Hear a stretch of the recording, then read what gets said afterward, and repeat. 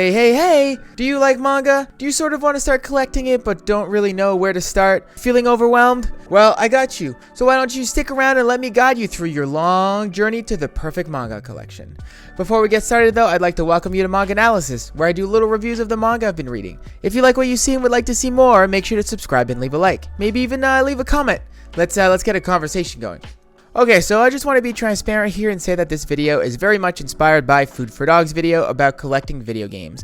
I'm a huge fan of her channel and videos, and I honestly can't recommend it enough. If you're actually serious about wanting to collect, then her video would still prove super valuable since there are many similarities between collecting manga and video games. I've been wanting to make a video like this for a while, but I didn't really know where to start or how to approach making it. But watching Britta's video gave me the little push I needed, so thank you, Food for Dogs. Now I just want to say that I am no authority when it comes to collecting. I've been collecting manga for a while now, and I've amassed a pretty large collection with about 1,200 books. These tips are entirely based on my own experience and may not apply to you or your collection. So please take in what you feel applies to you, and I'm sure there are other collectors out there who may be able to help you where I cannot.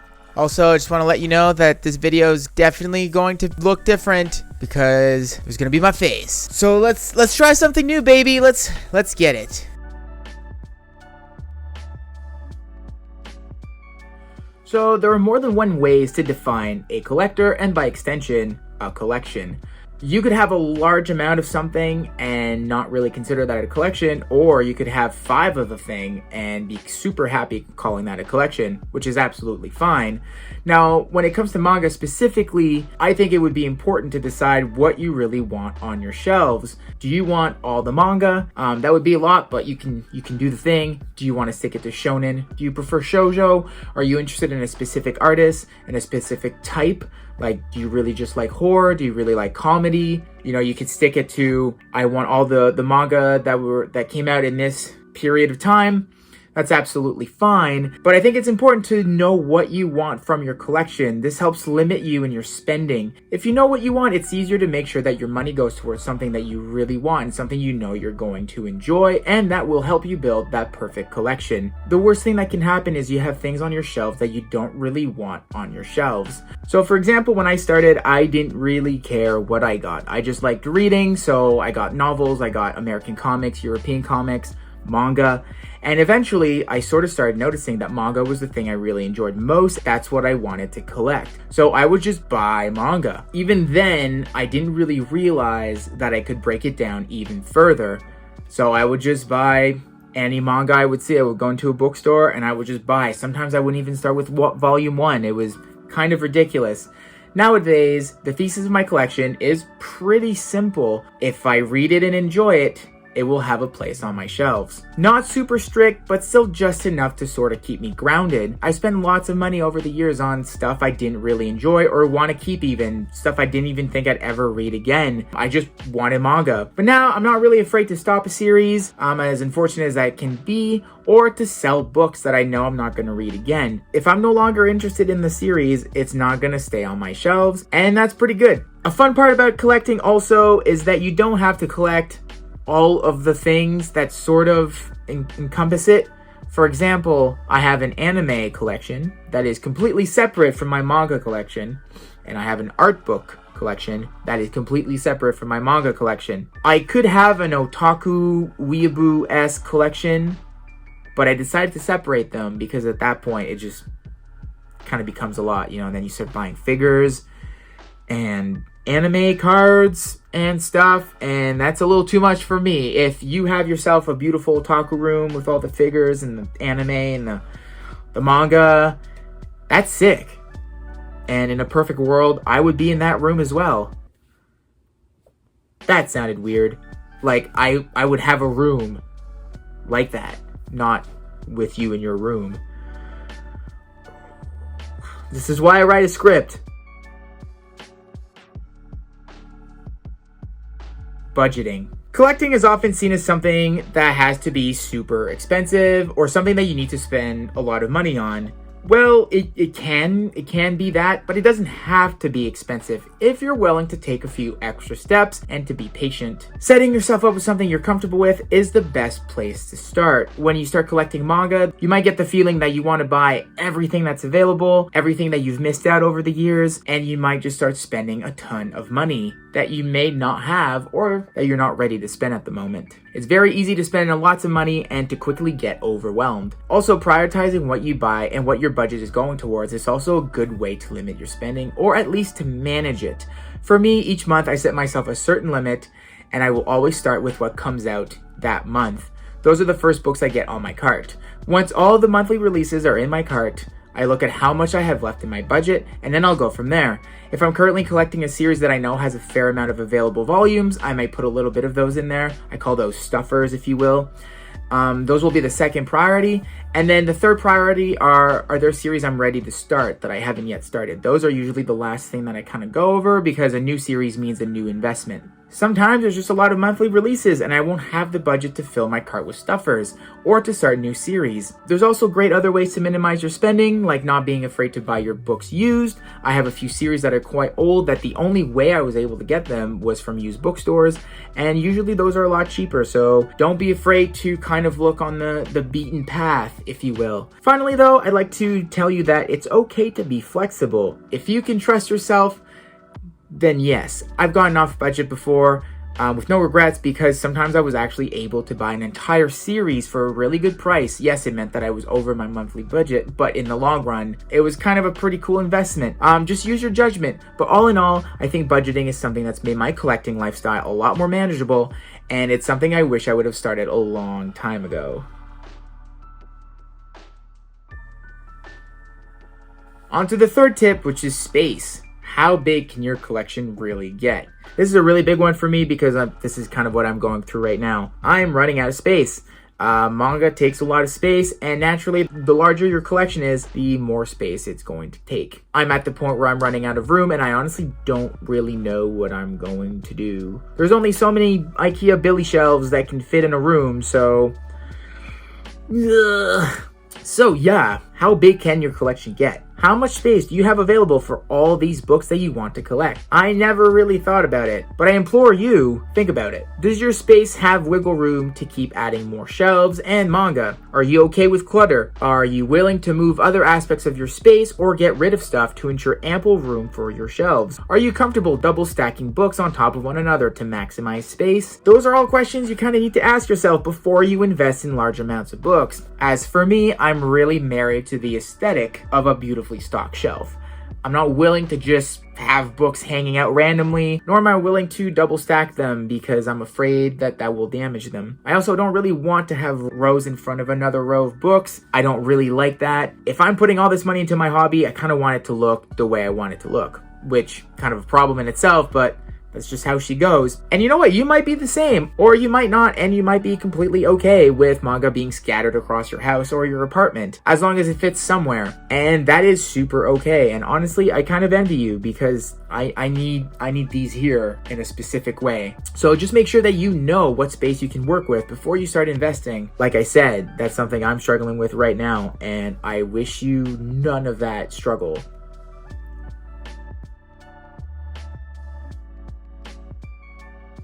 Tip 4, staying organized and keeping a log. Okay, so this one's probably the most optional one here. I mean, these tips are all optional, but this one is probably the most optional. I think that keeping a log of your collection is really helpful. It certainly helps me. I'm at the point where I kind of have a lot going on. I have tons of different series on the go.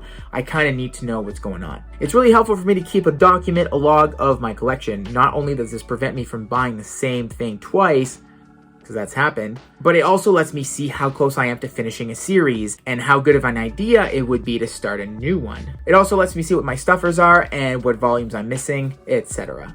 So I typically divide my document into 3 categories. I have my completed series, ongoing series but the total is known, and ongoing series without a known total. And then they are categorized by amounts of books per series, the highest to the lowest.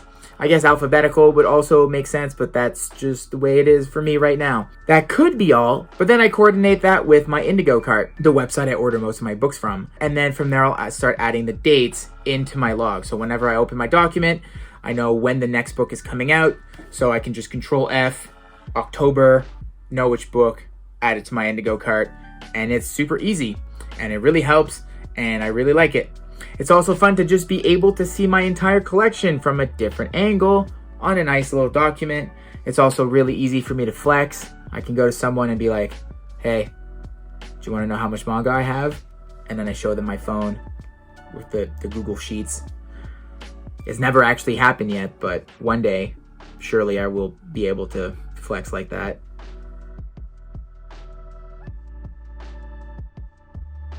All right, so tip number 5 is patience. It doesn't have to be now, bro. All right, so you're looking for a volume, maybe 2 volumes of a series you've wanted for a long time, and you finally found them on eBay. You're stoked. The only problem is they're like $200 each. You could buy those 2 volumes now and get it over with, but you might want to be patient instead. Remember that budget. Seriously, patience is such an important part of collecting. You're not going to build yourself a super collection in a few weeks. Probably not even in like a few years. It might take like more than a few, like 4+, I guess. You don't really have to have everything immediately. Earlier, I was talking about budgeting. I have gone over my budget too many times to buy that one book I wanted and spent way more than I should have, only to find it somewhere else a few weeks later for much cheaper. And that is the worst feeling on the planet.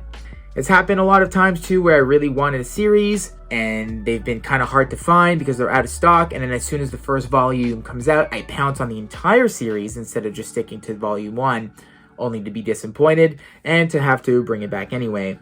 Just remember, things will come back in stock. Probably. So it's kind of worth maybe taking a gamble and just taking your time with it. All to say, sometimes you can just wait. Is your cart really, really full right now? Are you okay going over your budget? Don't go over your budget. And you know what? If your cart is full but you still really want that thing, maybe remove a few things that's in your cart. They'll probably still be available in a few weeks when you're ready to do a second go. Or next paycheck at least. Patience is key. Collecting isn't a sprint. It's not even a marathon. It's like a lifelong, exhausting, yet very rewarding walkathon. Take your time. It's okay. Finally, my last tip, which is sort of a all-encompassing tip of what I just said. Don't get consumed by the collection. Remember what you're doing this for. Or what I like to say, don't get lost in the sauce. This will most likely happen to you because it happened to me, and I'm just some guy.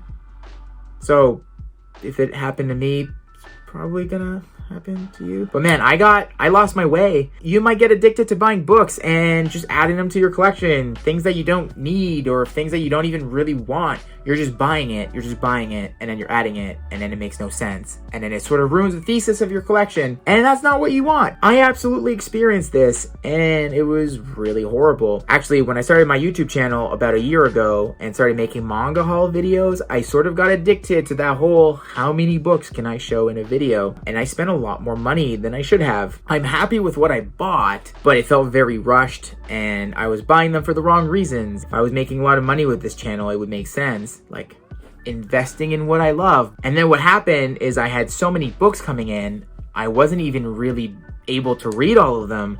And if I can't read the books I buy, then what's the point, right? So I sort of had to reassess everything. It's an ongoing battle. I love discovering new series. I love being in on the hype.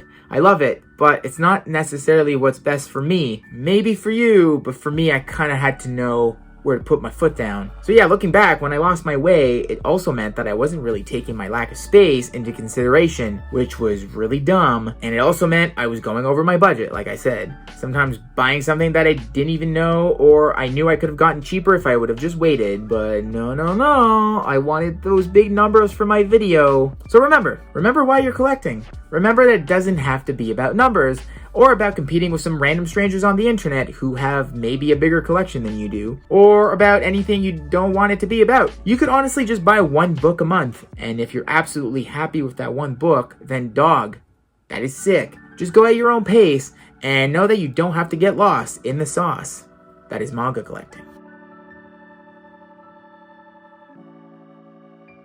Also, I mentioned this at the beginning, but I have to emphasize, I'm saying this for myself, but also for you out there.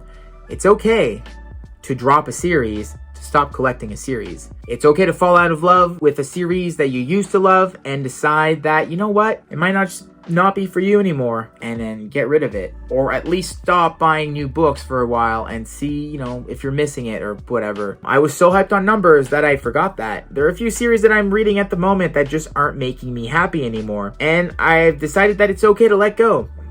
Will I though? Ugh, I don't know. I'm not gonna lie.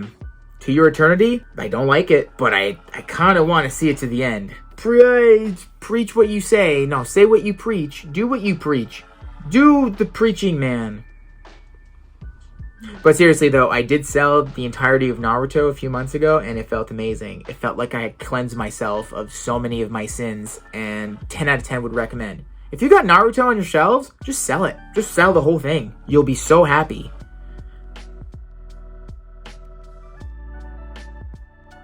So there you go, 6 tips from me to you on how to ensure a successful manga collection. Regardless of all that though, remember to have fun with it. Collecting manga is something that will never really be too late to start, because manga will never really stop coming out.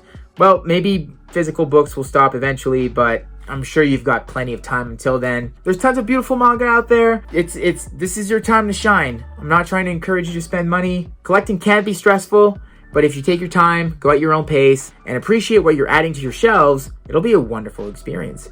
Who knows, it might even be something you can share with someone else someday. My partner started adding some of her own manga to my shelves, and it's a really special thing. For example, That Wolf Boy Is Mine. I don't know what it's about. I think there's a guy that turns into a wolf. Now, I would love to hear from you. What are some things you find challenging about collecting manga? Does your collection extend to other types of manga-esque things? Are you new to this whole thing and thinking about starting? Let me know in the comments below. If you enjoyed this video, please consider subscribing. This was MangAnalysis, and I'll see you in the next one.